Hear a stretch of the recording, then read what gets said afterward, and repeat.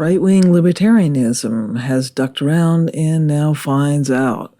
The libertarian culture of billionaires and corporate boardrooms worldwide are running into a little problem of its consequences. Long have they cherished the ideas of Ayn Rand and insisted that their social class do as they see fit, free of any oppressive legal or social expectations or norms. But it turns out that the libertarian outlook they have long promoted has reached its ultimate form in Musk. You want to share what you have to say? I'll say what I want to say, and if the consequence of that is losing money, so be it. Okay. And they have so thoroughly trashed respect for civility, reason, or legal obligation that he runs unchecked. Their village idiot actually drank Ayn Rand's Kool-Aid. And now he's cosplaying protagonists found in her novels, because he certainly doesn't care if his platform engages in copyright piracy, stealing from his own socioeconomic class, nor does he have any inhibition recklessly destroying hundreds of millions of dollars in capital investment for a pot meme, all shades of Fountainhead, by the way. And he gives support to DeSantis, who is using the power of Florida's government to coerce and punish Disney, to capriciously oppress the company for political points. And Governor DeSantis is yet another ultimate evolution of conservatism's authoritarian and hate-soaked demagogic politics. This is their hand-picked man as governor of the state of Florida, who is attacking Disney and individuals with impunity because he can dictate to a willing and submissive legislature.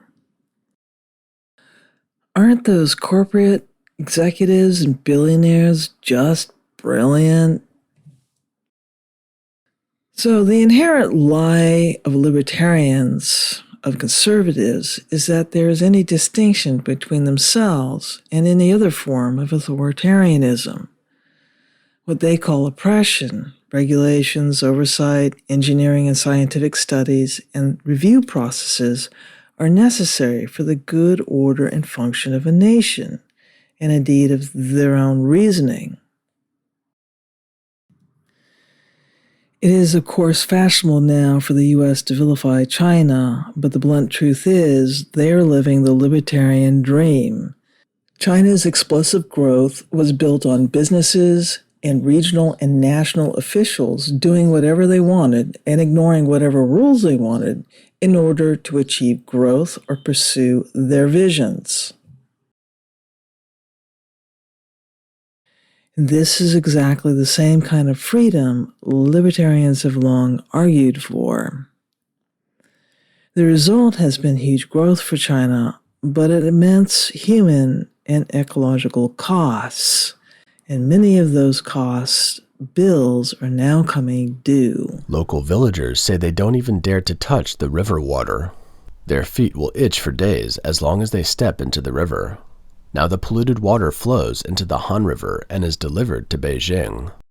They have undertaken massive projects like the Three Gorges Dam and the North-South Water Transfer Project, as well as the conversion of forests to farmland in complete absence of any scientific or engineering study. Like Musk, Xi Jinping, guess what he wants? The forest project has been implemented for nearly 20 years. Now, the Chinese Communist Party has suddenly overturned the past policy and launched a campaign of turning forest to farmland.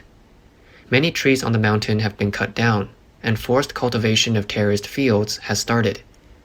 Without the protection of trees, natural disasters such as landslides are more likely to occur.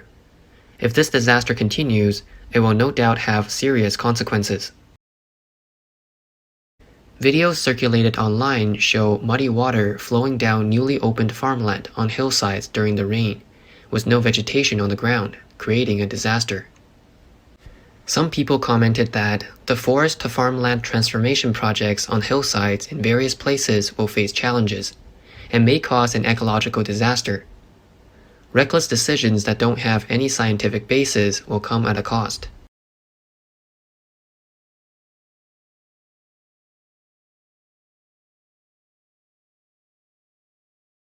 Now, on top of all the damage to adjacent properties, there was also a lot of damage done to the site and machinery on site that was the result of pure negligence as well. Any fool should have known that the tank farm was going to get hit, and leaving all of your site transports lined up in a row to get roasted along that wall seems especially idiotic. This fisheye view from La Padre catches the launch, the ejecta cloud, and the maelstrom of cement chunks that destroyed everything they hit before the dust reached the vehicles. The white NASA spaceflight van got smoked repeatedly with chunks of launch pad from 400 meters away. Most of the cameras from various YouTube and news organizations got smashed to pieces and were knocked over. As the dust settled, the greater scale of this debacle became clear. The tank farm, only 80 meters away, sustained massive dents in the protective skins of the tanks. We know that Starhopper, only 240 meters away, also took a couple punches in the face, but these are the best quality shots of that damage we have seen so far. The cause of this destruction was not only obvious, it was totally predictable. We know because we predicted the cement pad under the OLM would get blasted apart instantly by this system, and that pad is now a crater where 4 meters of reinforced concrete used to be, which has to qualify the OLM as a complete write-off. Right-wing libertarianism simply hijacked the vocabulary of liberty. Their goals were never to fend off their oppression. Rather, it was to free themselves of the legal and social curbs we had placed on them to prevent the kind of exploitation and irresponsibility they had so amply demonstrated in the past.